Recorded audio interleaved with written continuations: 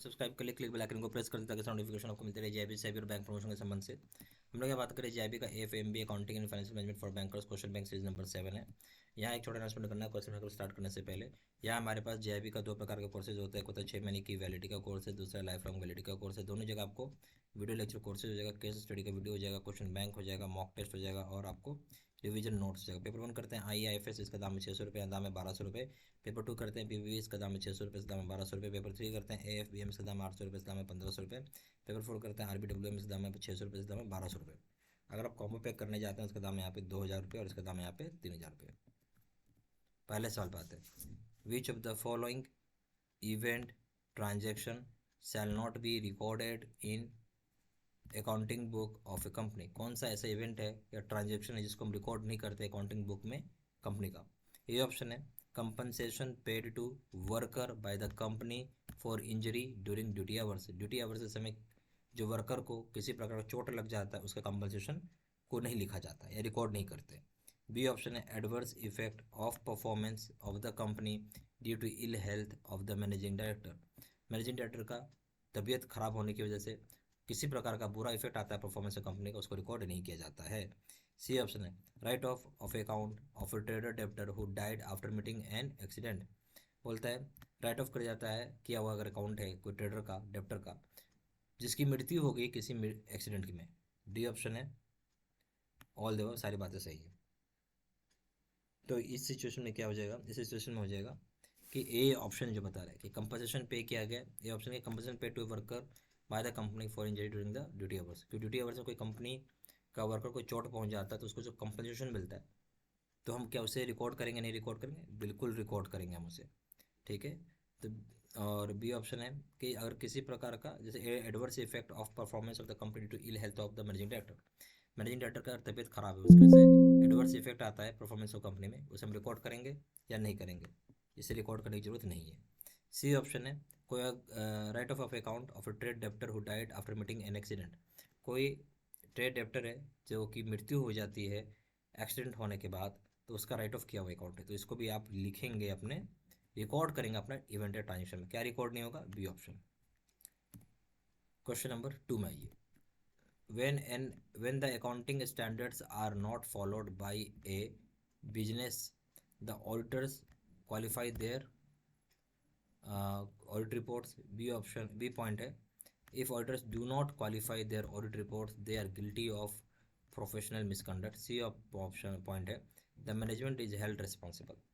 तो question number 2 बोलता है कि अकाउंटिंग स्टैंडर्ड्स जहाँ फॉलो नहीं किया जाता बिजनेस में, उसमें 3 पॉइंट दिया हुआ है। कौन कौन से पॉइंट चाहिए आपको यहाँ ये बताना होगा। तो बोलता है कि auditors qualify their audit reports. ठीक है, ऑडिटर्स जो होंगे वो क्वालिफाई करेंगे ऑडिट रिपोर्ट को, ये सही है। फिर हो जाएगा बी पॉइंट है if auditors do not qualify their audit report they are guilty of professional misconduct. अगर ऑडिटर्स नहीं क्वालिफाई कर पाते हैं अपना ऑडिट रिपोर्ट के लिए तो उन्हें गिल्टी ठहराया जाता है मिसकंडक्ट के लिए, ये बात भी सही है। फिर C option, C point the management is held responsible, management को इसके लिए रिस्पॉन्सिबल ठहराया जाएगा, ये बात भी सही है। ए ऑप्शन है A to C all correct, B option है A to C are correct, C option है A and B are correct, D option है B and C are correct. देखिए तो यहाँ क्या हो जाएगा, ये ए टू ए एंड सी था ये, ठीक है। तो सही ऑप्शन है ए ऑप्शन हो जाएगा A to C all are correct, A option. Question number 3, which of the following is not matched in terms of classification of various assets. बोलता है मैच नहीं करता है, संदर्भ है यहाँ पे क्लासिफिकेशन ऑफ एसेट्स के संबंध में। ए ऑप्शन दिया है पेटेंट्स एंड ट्रेडमार्क्स, वो इंटेंजिबल एसेट्स हो गया। बी ऑप्शन दिया है goodwill fictitious assets due to which also part of intangible asset. C option दिया है an intangible asset would be identifiable and distinguishes from goodwill as per AS 26। तो बोलता है अकाउंटिंग स्टैंडर्ड 26 जिसको हम AS 26 बोलते हैं, तो वहाँ अगर इंटेंजिबल एसेट को पता किया जाए और डिस्टिंग्विश करता है गुडविल से। डी ऑप्शन है नन ऑफ द अबव। क्या सही ऑप्शन है ये पूछ रहा है आपसे। तो देखिए तो पहला ए ऑप्शन क्या बोलता है गुड पेटेंट्स एंड ट्रेडमार्क से क्या इंटेंजिबल एसेट से, बात बिल्कुल सही है। फिर बोलता है गुडविल फिक्टिशियस एसेट्स होता है जो कि इंटेंजिबल एसेट का पार्ट है, ये भी सही है। सी ऑप्शन बोलता है कि इंटेंजिबल एसेट्स को हम आइडेंटिफाई कर सकते हैं, डिस्टिंग्विश कर सकते हैं गुड विल से एज पर सेक्शन AS 26, ये भी बात सही है, सही अब ठीक है। डी ऑप्शन हो जाएगा नन ऑफ द अबव क्योंकि सारे ऑप्शन सही हैं। Question number 4, the accounting equation assets is equal to capital plus liability is due to application of which of the following accounting concept. बोला जो accounting equation assets is equal to capital plus liability, तो ये application जो है किस accounting concept का है। A option है business entity concept, B option है money measurement concept, C option relation concept, D option dual aspect concept. जो सही ऑप्शन हो जाएगा वो हो जाएगा D, dual aspect concept. Question number 5 में आइए, A number of notes are appended to the balance sheet by companies in which of the following information such as contingent liabilities, market value of the investments, this is due to the compliance of which of the following accounting concepts। बोलते हैं यहाँ जो number of notes होता है जो कि append किया गया है बैलेंस शीट में कंपनीज का, जो कि इंक्लूड करता है इन्फॉर्मेशन से कंटेंजेंट लायबिलिटीज हो गया, मार्केट वैल्यू हो गया इन्वेस्टमेंट्स का, ये कौन सा कंप्लायंस होता है अकाउंटिंग कंसेप्ट का। ये ऑप्शन है business entity concept, B option money measurement concept, C option relation concept, D option accounting of full disclosure concept. सही ऑप्शन क्या हो जाएगा, सही ऑप्शन हो जाएगा D, accounting of full disclosure concept हम इसे बोलते हैं। क्वेश्चन नंबर 6 में आइए, the principle of conservatism in accounting concept stands for. जो प्रिंसिपल ऑफ द कंजर्वेटिज्म का अकाउंटिंग कंसेप्ट में किस बात के ऊपर होता है। ए ऑप्शन है anticipate no profit and provide for all possible losses, anticipate करें किसी प्रकार का प्रॉफिट नहीं हो रहा है और यहाँ पे सारे लॉसेस संभव हो। बी ऑप्शन है conserve all the financial resources, सारे फाइनेंशियल रिसोर्सेज को कंजर्व करना। सी ऑप्शन हो जाएगा use the resources of the organisation very carefully, बहुत ध्यान से आपको रिसोर्सेज को यूज़ करना होगा ऑर्गेनाइजेशन का। ठीक है, डी ऑप्शन हो जाएगा do not over state the assets और लाइबिलिटीज, आप ओवर स्टेट नहीं करेंगे एसेट्स और लाइबिलिटीज़ को। तो सही ऑप्शन क्या हो जाएगा इसमें, जो प्रिंसिपल ऑफ द कंजर्वेटिज्म का अकाउंटिंग कंसेप्ट में वो स्टैंड करता है, एंटिसिपेट करता है कोई प्रॉफिट नहीं है, और साथ ही साथ यहाँ पे प्रोवाइड करता है सारे तरह के लॉसेस को, इसी को हम बोलते हैं कंजर्वेटिज्म का कंसेप्ट, यानी ए ऑप्शन है। Question number 7, A firm records the income and expenditure when it actually received and incurred the firm is following which of the following accounting system. Firm ने रिकॉर्ड किया है इनकम और expenditure को जो actually receive हुआ है और इनकर हुआ है, तो फर्म यहाँ पे कौन सा अकाउंटिंग सिस्टम को फॉलो कर रहा है। A option accrual system, B option hybrid system, C option mercantile system, D option है ए एंड सी बोथ। जो सही ऑप्शन हो जाएगा वो क्या हो जाएगा, ये मर्सेंटाइल सिस्टम को फॉलो कर रहा है, सी ऑप्शन। क्वेश्चन नंबर 8 में आइए, विच of the following is not properly matched in terms of classification of account. Classification of account में कौन सा प्रॉपरली मैच नहीं है आपको वो बताना होगा। ए ऑप्शन है machinery real account, B option है Ramesh buyer of goods from firm on credit personal account, C option bank account real account, D option है सैलरी पेड नॉमिनल अकाउंट। कौन सा प्रॉपरली मैच नहीं है वो आपसे पूछ रहा है। तो यहाँ देखेंगे मशीनरी अकाउंट रियल अकाउंट होता है, सही है। फिर बोलते हैं Ramesh buyer of goods from firm on credit, वो पर्सनल अकाउंट है, ये भी सही है। ठीक है, फिर बोलते हैं bank account real account, bank account real account नहीं होता। सी डी ऑप्शन है personal salary paid nominal account, ये भी सही है। गलत क्या हो गया, C option.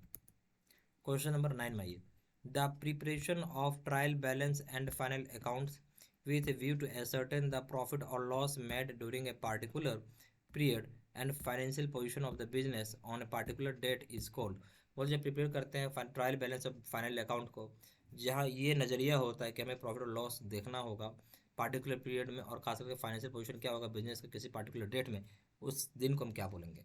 A option recording of transactions, B option है classifying the transaction, C option summarising the transfer summarising the transactions, D option हो जाएगा ऑल द अबव, सारी बातें सत्य है। तो इसमें से कौन सा ऑप्शन हो जाएगा, इसमें से हो जाएगा summarising the transaction, C option.